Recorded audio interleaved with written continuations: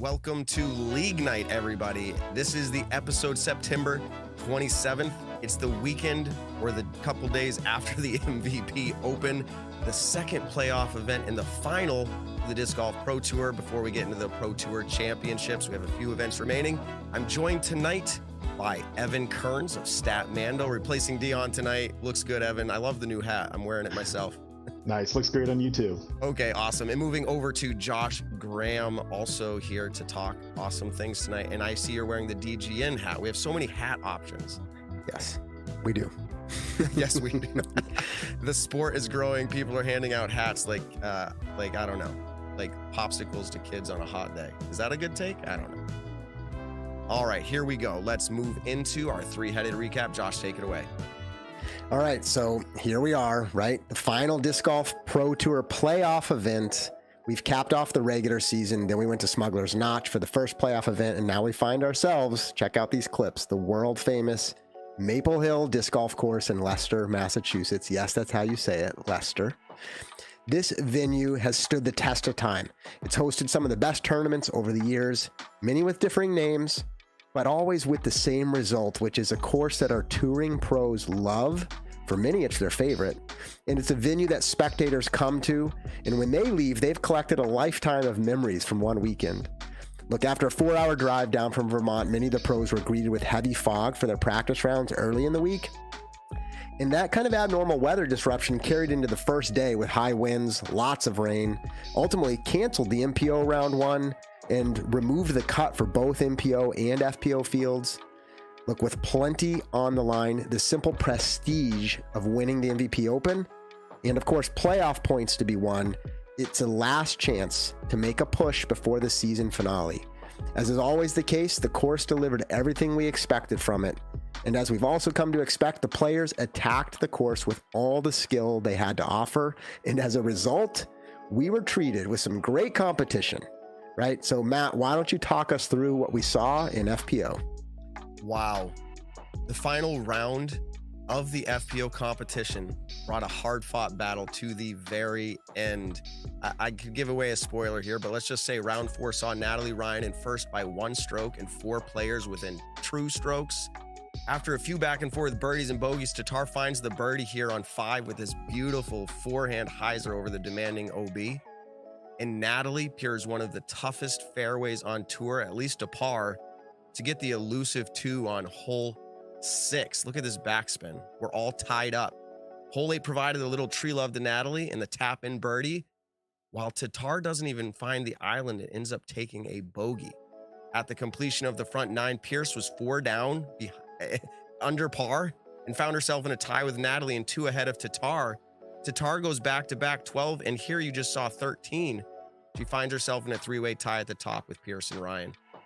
Hole 17, Pierce takes the bogey 5 after an attempt at the birdie, but both Ryan and Tatar, look at this, Tatar securing a clutch birdie 3 going into hole 18 tied up. Paige is really aggressive here. She knows she needs the birdie after that bogey to even have a chance to get into a playoff. Both Tatar and Ryan's drives lead them to lay up for par on 18, and then they have to head to a playoff. So what we're going to see here up next is the playoff. They're replaying hole 18 that they just did, and they both get clean drives, but Natalie throws a significant amount further, forcing Tatar to be aggressive for the green.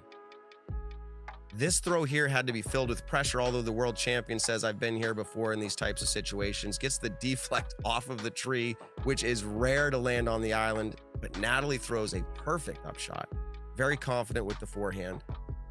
Tatar has to make a bid from circle's edge, slightly uphill. Everyone was quiet, if you can believe it, here at Maple Hill, and she hits the front rim. Natalie Ryan takes down her second Pro Tour win this season, and hear this, guys.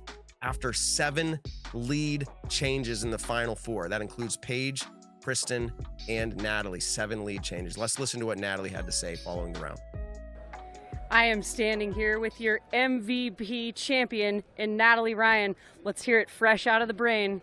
How do you feel? I feel incredible. Winning this event is it's mean a lot to me. I have a lot of friends, a lot of supporters around here, so it means a ton to me to win this one. And winning it in such fashion with a playoff on the infamous hole 18. Tell us about how it felt coming down on 17 and 18's final stretch. It felt very stressful. I mean, Kristen gave me back one on 15. That was kind of honestly a gift. But I knew I needed to basically just keep pace, keep pushing, try and stay with her, and I managed to do it. And on that final approach in the playoff, you see Kristen get that little lucky kiss off the tree and make the green. What's going through the mind right before your second shot? I knew she wasn't close. I knew if I did put it close, it'd put a ton of pressure on her for that last putt. And I had to execute, and I did. Any final words from Natalie Ryan, our MVP champion? Oh, just thank you to all my fans, all my supporters. Shout out to Neptune Discs, and honestly, it's a pleasure. Congratulations. All right, let's take it over to the MPO. Evan, give us a recap on what happened. As Josh alluded to earlier, MPO was shortened to just 3 rounds from the original 4, while the women played all 4. The first day was canceled and they were postponed to start in the second day as round 1. And we saw Raven Newsom from the second feature card, an MVP-sponsored player at the MVP Open, get out to the early 1-stroke lead after the first round. And shortly after, we saw Corey Ellis, who has had splashes at D-Glow in back-to-back years, unfortunately losing in a playoff just earlier this year to Calvin Heimberg. And he gets out to a 3-stroke lead heading into the final round in great position, but unfortunately starts off with a few bogeys and not enough birdies, and he drops in places while we had surging players from the lead card like Linus Carlson and Gannon Burr looking for their first Pro Tour victory, and familiar faces on the chase and third card with Simon Lizotte, Paul Macbeth, Ricky Wysocki all making charges for an exciting finish. By the time we hit the back 9, Simon Lizotte's in the clubhouse, technically with the lead card with a few holes left to play. Going into hole 18, Corey Ellis works his way back, birdieing 4 holes in a row leading into 18. Linus Carlson's also there. They're all tied at 16 under. Going into the final hole, a birdie for either Corey Ellis or Linus Carlson will win it for him. A par will push a playoff with Simon Lizotte, or if they bogey, we have Simon Lizotte as our winner. And Corey Ellis had maybe the best shot you could ever ask for on hole 18, in perfect position, while Linus Carlson hits an early tree and is stuck out of position playing for bogey at best. And Corey Ellis has an upshot for an approach to be parked for the victory, and unfortunately goes out of bounds, leaving about an 80-footer to tie. And he unfortunately hits the basket, and that leaves Simon Lizotte as our winner for the 4th time this year. Simon Lizotte, who hasn't seen a victory in a couple of years, comes into 2022 and picks up 4. He is only the 4th player in MPO history to have 4 or more Disc Golf Pro Tour Elite Series wins in a year. In what incredible fashion. I mean, he's the hometown kid now at Maple Hill, winning in front of the fans, and we saw cheers galore for him. But let's bring it over to the interview with Simon after the round. It feels so unreal. It makes no sense. At no point this whole weekend I thought I had a chance to win. Maple Hill, the course gave me a lot of love the last 2 days. Great kicks here and there, and the crowd absolutely unbelievable. I get lost for words. I can't believe it. It's crazy, just crazy. Well, let's dive into the tournament. Round 1, you shot +2. Were you at any point after that round counting yourself out of the tournament in general? Of course. I was, I think, 7 back after round 1, which, I mean, I can say at a course like this, it's not a huge thing, but just the way my game was feeling and my performance last week in Vermont wasn't that great either. It's so weird. I'm either like playing for the win or in 30th place. It's been like a really weird year, and I like try to understand my mental game and what's going on. But I just forgot your question, but it was great. You actually answered it. I did? You did. Okay. Let's fast forward to today. Obviously, you shot a phenomenal 10-down final round. Best ever. And Doing my best. you said earlier in the week, you don't really practice the Gold Course too often when you come out here. You like mid-ranges and not the drivers, but talk about how you were feeling out there today. Yeah. Incredible round. Yeah. I mean, I was just cruising, really, just feeling the vibes 100%. And on a course like this, I mean, round 1 I shot +2, and then round 2 I shot 8 under, but my throws weren't much better. I just got kind of the better breaks here and there, and that's unfortunately or fortunately part of the game. That every inch, how you hit the trees or how you hit the roots on the bottom can make such a huge difference, especially on a course like this with the distance and the OB everywhere. So I really got the hometown love of the course.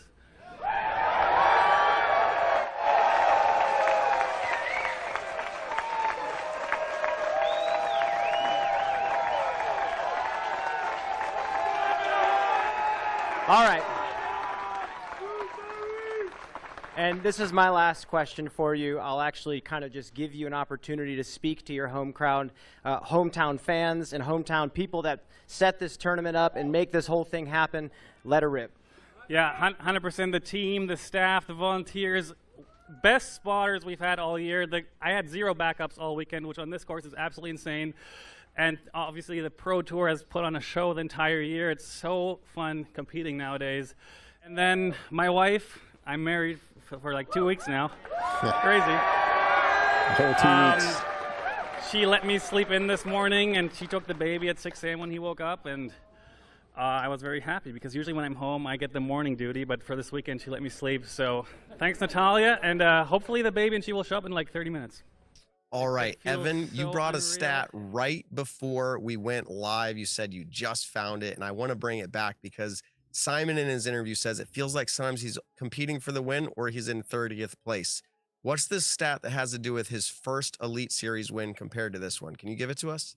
Yeah, and he got the win this weekend, but he was also in 30th place after round 1, or past 30th. He was in 39th to start. He was 7 strokes back from the leader after round 1, and he goes on to get the victory. And his first ever Elite Series win at the 2015 Ledgestone, he was in 39th place after round 1 and trailed by 7 strokes. The exact same scenario, although more rounds to get there, but same situation, and picks out the victory. Wow. So StatMando, the organization, the business that you represent, bringing the stats and the storylines, was on the ground at the MVP Open this week. I was there to see it. Looks like there was about a good handful of you, maybe up to 8 on the ground. What were you guys doing? What did you find out about the event? Yeah, we were kind of tracking different holes all day long, seeing the whole field roll in. I was specifically on hole 1 and getting radar and distances with the team throughout the whole weekend. And finding some really notable things. I mean, you can kind of see who the fastest throwers are in the division, and then we saw clear leaders. We saw Emily Beach have a share of the fastest throw on hole 1 every single day, hitting as high as 62 miles an hour on day 3. And if you didn't know she can throw far and hard, well, she can, and is incredible to watch. And on the MPO side, Anthony Barella was the standalone highest speed, throwing 73 in the first 2 rounds and 74 in the final round. Nobody hit those numbers in regular competition on hole 1. And it was incredible to see. And we were also getting distances. The high winds made it tough for the players in the first couple days. Specifically, MPO only had one 600-foot drive in rounds 1 and 2, and it was by Jeremy Cooling in round 1. In the final day, we saw 12 600-foot drives and even a 700-foot drive. They were definitely taking advantage of the calm conditions. But we were also on other holes as well. We had some team members on hole 5. That's known as, the Tristan Tanner ace that hole this year, as notable other players like Calvin Heimberg, Greg Barsby through the years have as well. Most players will go over the water in NPO, but in FPO, there's a backdoor wooded route. And so we were there checking how many players are going each route compared to the other. And most women were going the safe backdoor righty backhand route. And just this year, they actually cleared a middle route as well, which saw less people do it. But out of all the players who went safe, not over the water, there were 2 birdies, and both came from this new middle route, where usually you would see birdies come from only over the water, and you would play safe on the backdoor route. Interesting. So you collected a fair amount of data. I'm interested in your initial reaction. I know you've had only a few days to decompress on this. Is this information valuable? Do you see yourself as a team gathering this going forward at other events? Do you think there's more to break out here as results to speed or lanes taken and things of that nature? Yeah, there's definitely more to find out, and speed alone's a really interesting thing, how players attack different holes. For instance, like Corey Ellis, he threw 69 miles an hour on the final round on hole 1, which, if people don't know, it's the giant shot over the pond, over all the Christmas trees, way downhill. You're throwing pretty much as hard as you can if you want. He threw 4 throws on the back 9 that were higher or faster than that in the 70s, and specifically hole 14, which I see as a touchy gap shot over the water, and you kind of want to land it super safely. You don't think of it as a fast speed hole necessarily as much as a good landing hole. And he threw like 4 degrees or 4 miles an hour faster. So that's really incredible to see, and can tell us a lot about players' approaches on different kinds of hole, whether they're throwing a big distance driver and they can kind of go in the high 60s, but if they're throwing a mid range, they might be throwing faster to get a little bit more out of the disc. There's a lot to learn there, and then the correlation with how far the disc goes. There's a lot more we could do in the future as well, like gathering the spin rate of discs and see which players are the most efficient at spinning the disc compared to getting that fast release velocity. It's almost endless what we can come up with. How about wind? We saw the first round of the MVP Open and maybe round 2 with very strong winds. Wouldn't that be interesting to be able to relate to the throws as well? What direction and so on and so forth with the wind. But it sounds to me like you're going to have to hire a bunch more for your team, whether you hire them or you offer them free hats. I don't know. But the point is we need more storylines. We need more information. Good job out there on the ground. Let's move into our next segment. We're going to be looking at Player of the Year. We only have a few events left. Let's start it out on the FPO. We see the names Tatar. We see the name Pierce. And there's a few others, but Josh, I want to hand it to you. What are we looking at when it comes to Player of the Year in the FPO division? Okay, so we'll jump right into it. Matt, we also want to talk about spectating at MVP Open. So let's not forget to go back to that if we can. But to jump into Player of the Year. So I think there's 2 obvious names, and I think it's Kristen Tatar, Paige Pierce. You see the other with a question mark. In FPO, I don't really think there is an other in the current running.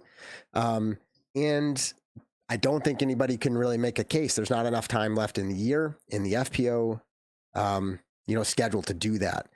And so I have some different statistics. They're basically the ones you would expect about number of wins. And so let me just rattle a few of these off and then maybe open it for discussion before I kind of make my final point. But so Kristen Tatar has only played 11 events. I'm only counting majors and Pro Tour events here, and not Silver Series. But 11 events, 5 wins. One of those was a major, obviously the world champion, but 4 seconds, 2/3. And, so again, at major, she won Worlds and she was second at Champions Cup. Really kind of a heartbreaking finish. She was in the running to actually win that event. But then that, of course, is a natural segue to Paige Pierce, who has played more events, 18 total events, with also 5 wins, right? And I find this interesting because there's clearly a recency bias. If you pull up Kristen Tatar's schedule, I mean, she is just on a run of first or second places, playoffs, never missing the podium. But Paige Pierce also has 5 wins. 2 of those were majors. She has a second place and 2 third place finishes. As we know, she won Champions Cup with a narrow margin over Kristen, as I just acknowledged. But then performing 21st at US Women's, she won the European Open and then placed 5th at Worlds. And, when you compare these two head to head, Kristen does come out on top, but they only overlap those 11 events. And so it gets hard to do a true fair comparison because you wonder, right, the what if equation, which is ultimately what we're debating here is, in all these scenarios, is Kristen, better than Paige? But really in this discussion, we're saying that's not the question. We're saying who has had the best year. And I think for them, it comes down to really 2 final events that either one of them, I think, can make the case. For me, it's the Pro Tour Championship and Throw Pink, which is not a major. It's not, a Pro Tour elite. And so it probably does not weigh nearly as heavy. But I think it would be interesting, for example, if Kristen were to win the Throw Pink, and then Paige were to actually win the Pro Tour Championship, it is neck and neck. And so, of course, if either one of them were to win out or outperform the other, even if they didn't win, they will probably bring it home. I'm curious who either one of you have as maybe kind of currently leading between those two, or would you by chance put a third name in the mix? Wow. I think the feeling in me is that it's Tatar, just the strength of her competition coming out of Worlds, being able to win the events that she has. even coming down to the playoff here, I know Paige was only behind and off one coming into the final hole at MVP Open, but I just feel like it's Tatar at this point in the game. However, there is criteria that the PDGA has put together to determine this. We can definitely get into that another point, but go check it out on pdga.com. I think these 2 events remaining, Josh, you brought up a great point. Throw pink, it is not a major, but in the eyes of many, it feels that way. The players are all there. You would almost want to give a tip of the hat to say it's close. We'd give that to them, I think. Evan, any thoughts on the FPO? I I think it's kind of hard to say that Kristen Tatar has a possibility of not winning it. Okay. As it just seems she has had such an incredible year, and to remind everyone, she has yet to miss the podium from any Elite Series or major this season. She's at 100%. Meanwhile, Paige Pierce is sitting at 44%. And their wins are similar, but Kristen has played much less events. If Pierce does win Throw Pink in the Pro Tour Championship, I do think you have a strong case for Paige Pierce, although I think my vote would still stick with Kristen. And I do think it is limited to just those 2 names. I think there's many other women who have had incredible seasons or have been up-and-comers and improved a lot, like Valerie Mandojano, Owen Scoggins. Those names come to mind, but aren't quite the player of the year. Katrina Allen is always up near the top, but this year she's fallen off just a little bit, and I don't think she has a strong enough case even with 2 more wins. So I do think it's just a 2-horse race, but I'm almost at like 99% settled that I think at the end it's going to be Kristen Tatar. I mean, what an incredible season. I mean, okay, so I'm going to pick on that just a little bit. So 99% is Kristen Tatar. That's fine to say because you're right. She might win out. But you said if Paige Pierce were to win out, she makes a strong case, but it could still be Kristen. And I just wonder how that's possible. And obviously this is an opinion type discussion, but if that were the case, Paige Pierce would have 7 wins and 2 major wins. And I will tell you, we're going to transition in a bit to the MPO side, but there's been a lot of discussion about the relative weight of a major championship versus other events. And with 2 majors, and 5 other wins, 1 being a Pro Tour championship, if that were to be the case, I think that'd be recency bias. I understand Kristen has not missed the podium, fewer events, better win rate, but wow, like that would be quite a statement in that particular case, Evan. I think Kristen is likely to win as well, but I'm saying the what if scenario, if Paige were to do that, I don't know how anybody could vote against her. It's fair. I'm putting the stat guy against the guy that thinks through the other side of things. And I feel like you're right, Josh. If Pierce is able to win out, you have a serious competition and a decision to be made. But we're going to talk now about MPO. We have Ricky and Paul at the top. Ricky was just awarded the Disc Golf Pro Tour Point Series winner. Paul only off by, I think it was 5 points. However, Simon Lizotte wins his 4th Elite Series. He has now entered the room for the conversation, at least to be a part of his. We have 2 events left. Evan, you start this one off. What are we looking at in MPO? Well, I think the current favorite would have to be Ricky Wysocki, although not far behind you have Paul Macbeth, Simon Lizotte, who have also had incredible seasons. I mean, Simon has matched Ricky Wysocki's win total, although Ricky has been a lot more consistent on tour. His average finish is in the single digits at just under 10, while Simon Lizotte's average finish is over 17. And Simon has missed the top 26 times out of his 15 starts, while Ricky Wysocki has only missed it once, and same with Paul Macbeth. But this one's, it so much depends on the final 2 events, I think even more so than FPO. Because, for example, if Paul Macbeth wins USDGC and Ricky wins Tour Championship, I might go with Paul Macbeth. If Ricky Wysocki wins USDGC and Simon Lizotte wins Tour Championship, I might go to Ricky Wysocki. So I guess in the way of saying this is, whoever wins USDGC out of the top 3 to 5 guys might be my pick for Player of the Year, which, as Josh might be upset with, might be recency bias, but it's so close at the top that I think USDGC and the Pro Tour Championship will be huge separators to really pick the narrow differences apart from the players. Interesting, Josh. Yeah, go ahead. I mean, this one are you upset? Are you bothered? Recency bias? I'm really bothered by it.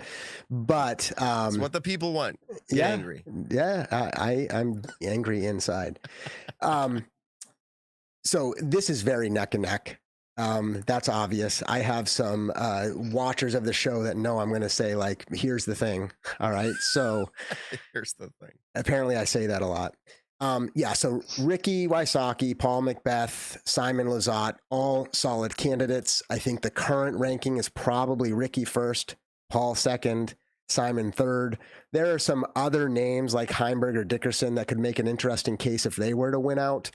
Not quite sure I'd buy into either of those. But right, this is a classic case of there's so many things to consider here. Do you value steady, consistent performance, or do you value wins? And in the other events, you don't care if you finish 30th, right? A classic case of Simon, winning 4 events, but falling off on the other events. Like, what matters more? Obviously, Ricky performing consistent enough as demonstrated by winning the points, but winning the points by less than 5 points total, like, that's not a strong, I mean, you win, you earn every bit of it. The point is it's really, really close.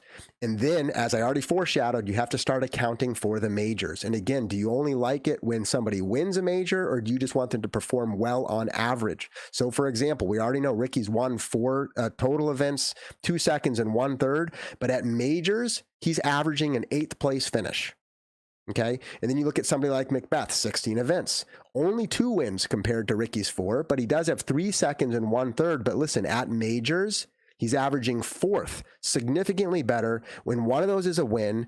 And at European Open, a very close second. And of course, Ricky also had a second at Champions Cup. So, I mean, you're talking these like neck and neck. And I think, right, numbers can calculate all the right weightings, but if you're adding a subjective lens to it, it's probably based on the individual, in this case myself, on how much I weigh majors relative to other events. If we were to end right now, I think Ricky has the most solid case, but there is a major out there, right? And we're waiting to see what happens.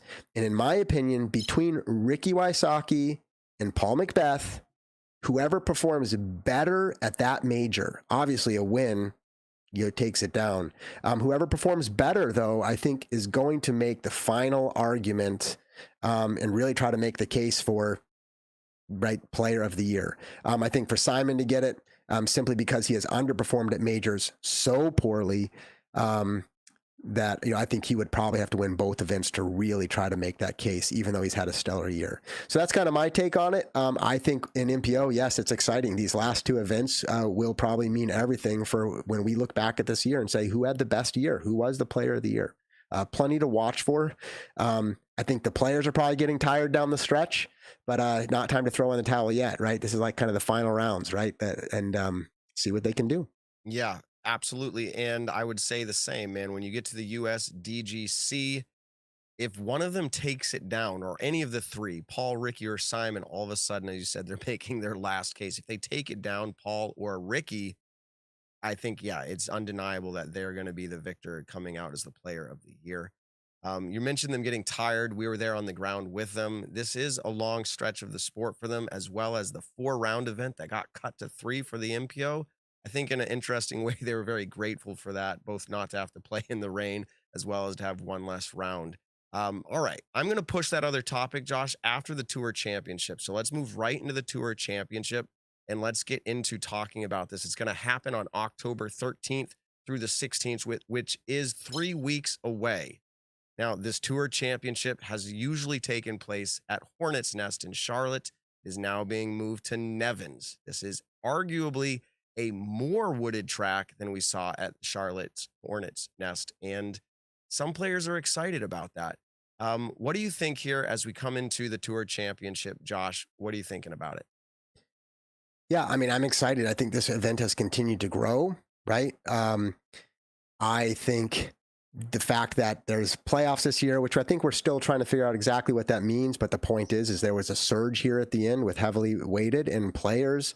We've talked to this at nauseum. I'm not going to bring this up, but the top players may not care as much, but kind of the players a little bit down the board care a lot. And I think we saw some interesting movement, right? Even just this last weekend, right? So remember, there is a play-in event now, right? So realistically, the top 14 are currently qualified to definitely play in the event. And then there's an opportunity for 2 more to make it, right? Currently, those names are Hina Blomroos, Alexis Mondahano, Jessica Weiss, Macy Vela Diaz, and Jennifer Allen. There's definitely some people on the margins. Haley King has earned a spot. I'm not sure if she plans to play.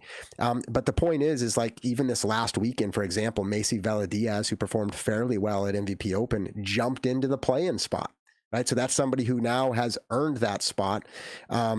And, it's exciting to see players be able to kind of do that here at the end.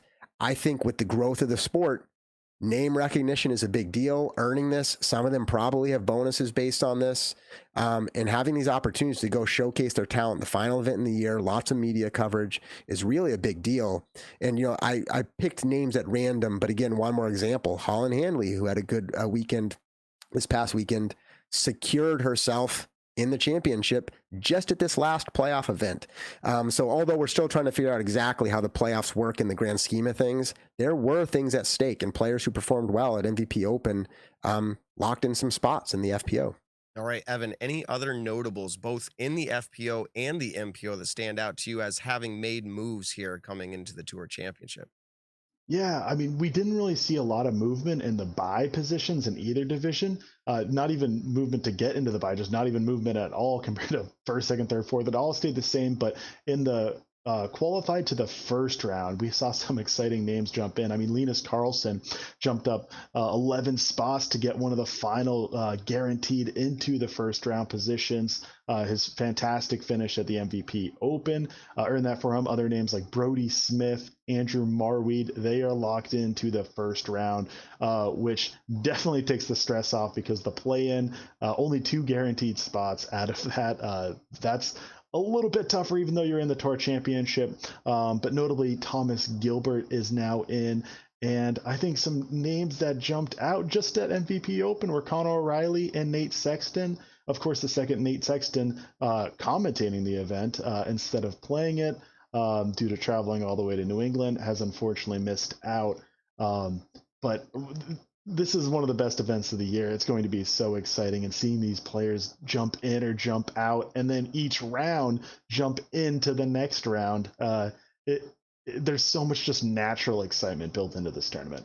Interesting format for sure at the Tour Championships, and it has changed over the years from the very first iteration where you had cards battling it out for the top finisher on each card being able to move forward. Now it's transitioned into the competitors in each round with the best scores moving forward. I heard some pros on the ground at MVP discussing what they'd like to see for both the playoffs as well as maybe the championship. And one of the things that came up for the Tour Championship was moving it straight into maybe a pure disc golf tournament. Just make it a tournament. I don't know what we'll see in the future here, but the Tour Championships never let us down. I will say we've seen some really impressive things, the highest payouts, as well as some Cinderella stories like we saw out of Nathan Queen last year, Haley King the year before, and just really impressive play and interesting storylines. So we'll keep you up to date on that. Let's go ahead now and start to bring it back a little bit more into a discussion revolving around the spectators at Disc Golf Pro Tour events. Let's go specifically to the event we just came out of, the MVP Open. What is it like? Josh, you were there. I was there. Evan was there. A lot of us were there on the ground, as you could see in the video footage. Let's talk about what is it like and what is it special? What's special about the MVP Open? Yeah, so I think this makes the topic this week because the 3 of us on the show were on the ground, I think, for all 4 days, maybe even more than 4. And so, of course, we don't commentate on the spectating every single week, but it has caused us to reflect. And I think it gave us a unique perspective. To be fair, right, I haven't spectated at most events on the tour, right? But I've obviously followed the sport, especially being on the media side. I see clearly what's captured on coverage, as you can see some of these clips running in the background here. And I do hear all the buzz and the talk, right? And I hear what the pros have to say. I think I had a conversation with Jeff Spring this weekend, right? Obviously, the tour has grown notably And I think when the Pro Tour comes to town, they actually bring much of this along with them, and that's exciting. And when I say this, I mean, obviously the excitement of the tour itself, but even including like vending, the setup, the expectations. And it's starting to become a new norm, which is awesome. I think, what we saw at MVP Open is actually beginning to be replicated in a lot of other venues, probably some more than others. But I think they're starting to realize, obviously, the economic value for the event, but the experience side of the equation is just really, becoming exciting. Now, I think MVP Open itself does actually have, I think, kind of a unique experience. I think literally the layout of the venue affords that itself. I think the history, right? Some of the names involved, obviously Steve Dodge himself, who started the Pro Tour.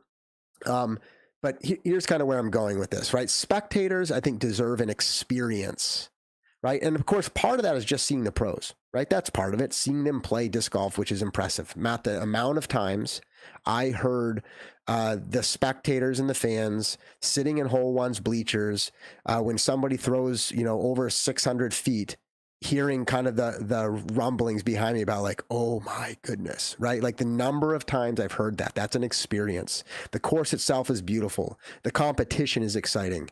But look, beyond that, everything from well-organized spectating areas, right? Parking, great vendors, food, music. I know for a fact, so this is a little personal anecdote, but I brought my kids out there for one afternoon, probably only for maybe 1 to 2 hours. And they will have more memories from the nature of the way this event was set up than it had been the same way it was back in the day, right? And I loved spectating, 8 years ago, but it is entirely different, and it makes me excited for the sport, right? At Maple Hill, I mean, the addition of the hole one bleachers, like it or not, it was pretty cool. It makes it feel exciting and great perspective. Obviously, we know the 8 holes, right? Maybe you like it, love it, hate it, but the top of hole 10, looking down the hill, we call it the castle hole. Top of 11 and 13, the green of hole 14, which is that water shot, almost natural stadium seating there. And of course, hole 18, including the tailgate area, bleachers, the famed island hole green. Maybe I am biased because I was just there this weekend, but I'm not trying to make the point just about MVP Open. Really what I'm saying is if each of these events continue to do this, the Pro Tour is growing on the media side, it's growing on the player side, but I think the spectating side is just experience the growth curve. And man, I think it's incredibly exciting for the sport. It comes with growing pains. I think they still have things to figure out, but just truly, truly exciting. Once again, to see it, I felt like it was bigger and better than ever. And I've been there for many, many years. Josh, here's the thing. Is that the right phrase? I think so. Okay, here's the thing. Steve Dodge runs this event. And for those of you who are aware, Steve Dodge is the inventor, the creator of the Disc Golf Pro Tour. This event is really a big part of why the Disc Golf Pro Tour is what it is today at all. This was the inception event. There's something special about it, and that's why the Pro Tour was born out of this event. Now, to be clear, Steve, if I get this wrong, text me or something, but Steve wanted to give the players a stage, a world stage to show off their talents, and he thought Maple Hill would be the perfect place to start that. And I can see why the players, Steve Dodge running around in his sport coat, hugging everybody, and the players loving the venue itself. There's something special about the history there. Evan, I'm sure you felt a little bit of the same. Did we miss anything? Do you want to add anything to that conversation? Well, what I want to add is I think Maple Hill's really flipped the script on how we view disc golf events. I mean, the standard old-fashioned way, I shouldn't say old-fashioned because it still is a way, but how we've done it is following a card. You follow the lead card, maybe the chase of the third if you like a player on there, and you follow them through all 18 holes. And with how Maple Hill is laid out, some places are hard, but then also some holes are a lot more, let's say, fun to watch. And as Josh mentioned, there's people on hole 8, there's people at the top of hole 11, which is the backside, and you see some big shots, and then there's 14, and there's hole 1 and 18. There's all these different places to just sit and watch card after card come through, surrounded by people, and that you're all enjoying disc golf with. You're all excited, you're all cheering together and making a big scene for the players when they come through. And Maple Hill served those fans in those spots. There was hot dogs and hard seltzers at hole 8 and 14. There was a food truck with beer on the backside of the course as far as you could get from Tournament Central near hole 11. So you didn't have to leave that area. And then, of course, between hole 1 and 18, there's all the normal vendors buying food, buying discs, buying beer, buying sodas, and whatever you want. You choose where you want to watch, and then you're there all day enjoying it with buddies around you. And I think that's the future of disc golf. It's a little bit more similar to other sports, which people may not love hearing because disc golf is still very unique. But I think I see it as the future. I think it's a fantastic event, and if you're a disc golf fan wanting to travel around, it's one of the ones I'd most recommend. Hey, some great points there. I like how you brought up the food and drinks because I think I had food that I purchased up near hole 1. I also purchased food near hole 7, and I also purchased food up on the top of hole 11 and 13. I mean, they're bringing the experience out all over the property on a private venue, which so often we talk about in all of these disc golf shows is the private venues are the way to go. All right. I will say one closing thought. The Disc Golf Pro Tour has hired, is my understanding, an event planner of sorts. I do not know the official title, but where they are actually going to be the ones that are planning out the spectator experience. I think it's excellent that the Pro Tour continues to hire, and I think we're going to continue to see the bar raised at all these events. You have a tournament director who can plan the competition and should focus on that, but having a partner with the Disc Golf Pro Tour to help with the fan experience is going to be something that I think we will learn to love and say next level event coordination for sure. All right, as we get ready to close out, $1 million shot took place, 48 throws. There were 6 FPO and 6 MPO who qualified to throw in this, and then 2 fan votes for both of those divisions. We had 8 players in each division throwing 3 shots each. Again, 48 throws trying to get $1 million ace. This ace was sponsored by East Coast Metal Roofing, and you could see it everywhere. It was a great advertising opportunity. Josh, we were there in person, and if you can hear in my voice, it's still raspy to this day from the shouting that I was doing. What did you think of these moments? Well, it's fun. It was just fun. I mean, that's what I would say. But to elaborate on that a little bit, it was supposed to be hard, right? It's $1 million shot. So it had to be at the edge of possible. So for people saying, oh, it was like almost impossible. Well, yeah, exactly. It should have been. But it's the fact that it was, in theory, possible is what made it exciting. And I will tell you, none of these are probably like close as you might want to actually expect, like a splash out or hitting the base. But numerous players did throw far enough to reach it, which means it was possible. And this gave us a different kind of showcase, seeing some of these players that we're not going to actually see show up to win any kind of distance competition because they're just not in it to do that. But we got to see some of these players really impress us. So not only did we get to see some exciting ace runs, but we got to see some of these players throwing as hard, as fast, and far, and accurate, blowing our minds. Again, the people kind of the gasps in the stands, in the bleachers, everybody yelling and screaming. And, you know, there is something to be said for the fact that somebody could have won $1 million up to the ante. I will say I was actually ready to leave after a long day, and I thought, how would I feel if I had left 20 minutes before somebody won $1 million? And so I'm sure Steve Dodge had people like me in mind, and he kept me around. He kept the excitement going, gave these players something to have fun with that's different and unique. We've seen plenty of, you know, ace pots, big winnings, payouts, 25 grand. But I don't think we've seen this kind of thing. And honestly, it was unique and exciting once again. I heard the MPO players gather up in a huddle on the one that they're throwing offer for the $1 million, talking about what they would buy each other. I was hearing cars come up. I will gift you a car. If you win, you gift me a car. They were going all around and talking about splitting the ace. Some said, no way, I'm not splitting if I hit it. I don't have $1 million yet. And so that was kind of a jab at Paul, I'm sure, but like, and both Ricky. But this opportunity, as you said, Josh, was really awesome. I think it lended itself to a much more better fan experience than even just a long drive competition alone. You had a mixture of both here. And I just want to say in my closing thought for this before I toss it to Evan is that I want to see like the All-Star event have this level of excitement. I like the All-Star event. It obviously can't happen up in Maple Hill that time of year, but I'd love to see this level of excitement brought to the All-Star event. Make it a fan show. Make it a time for them to show off and have fun. I mean, if we had them mic'd up here, it would have been excellent as well. Evan, any closing thoughts on the $1 Million Ace Challenge?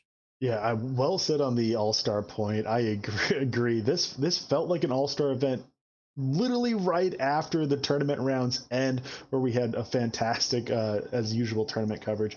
But at the worst that you could call this competition was a glorified accuracy distance competition. And at that, it was the best accuracy distance competition I have ever seen. I mean, the players, it meant a lot to them. Even the chances of how low it was, it still meant so much.